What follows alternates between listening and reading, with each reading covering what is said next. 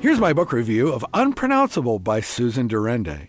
This sci-fi novella presents an alternative off-world reality that will transport you out of whatever everyday funk you happen to be in. Reminiscent of the space fantasies of Douglas Adams and Kurt Vonnegut, this improbable tale spoofs popular Star Trooper fiction, as well as the vain politics of both Washington and Hollywood. In the near future, in a galaxy far, far away, but not too far for a weekend hyperdrive, the politicians of Earth are trying to come to terms with a newly encountered race of alien beings. Suffice it to call them blobs, because their actual names for themselves and the planet they live on are literally unpronounceable by means of human diction.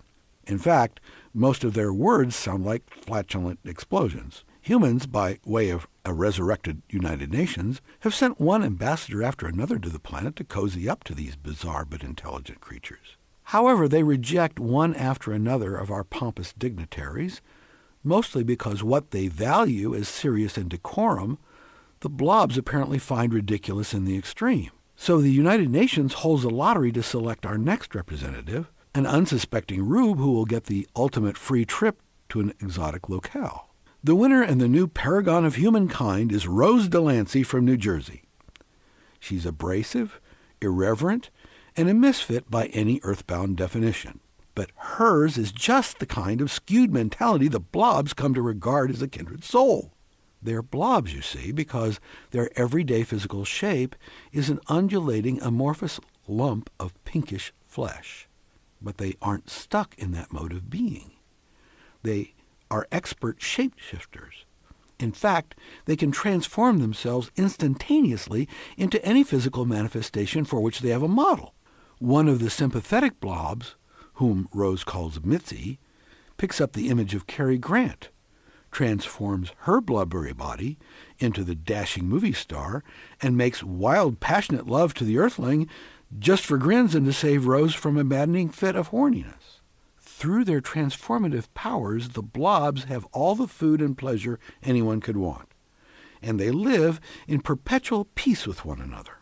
Humor seems to be their highest art form, and their love of irony keeps them devilishly amused. Rose feels right at home, or would if she'd liked home in the first place. The elite few mouth-breathers who even know of the blob's existence realize that Planet Unpronounceable can be exploited as a celebrity health spa, the next hot offshore movie location, and a convenient off-planet weapons depot. Rose gets hip to those plans and decides she'll help the blobs trick, frustrate, and transform the invaders' nefarious schemes. Oh, the irony. The idea that the immature, greedy human race is a bane to the orderly universe is a classic theme of sci-fi satire.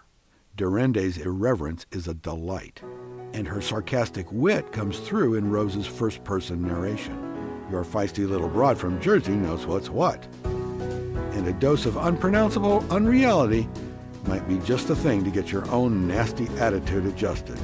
Capiche?